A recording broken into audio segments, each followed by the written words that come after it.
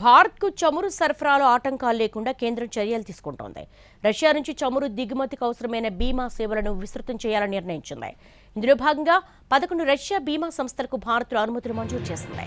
వాస్తవానికి సంస్థలు నౌకా రవాణాలో బీమాలను అందించే P&I క్లబ్స్లో మెంబర్స్ కాదు.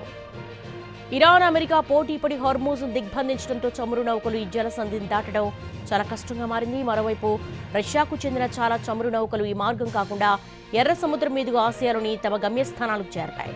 అందుకే భారత్ మాస్కో వైపు మొగ్గు చూపింది. వీటిల్లో Gazprom insurance, Rosgosstrakh బ్యాలెన్స్, Soglasie, Ugoria group, Sberbank, ఏఎస్టీకే బీమా సంస్థలు ఈ జాబితాలో ఉన్నాయి. రష్యా నుంచి చమురు కొనుగోళ్లకు గత వారం అమెరికా ట్రెజరీ డిపార్ట్మెంట్ కూడా అనుమతులను పొడిగించింది.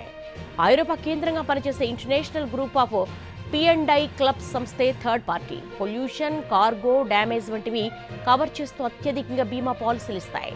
ప్రపంచ సముద్ర రవాణాలో ఈ సంస్థ వాటా 87% వరకు ఉంది. అమెరికా ఆంక్షలున్న నేపథ్యంలో ఈ సంస్థ రష్యా నౌకలకు బీమా పాలసీలు ఇవ్వదు.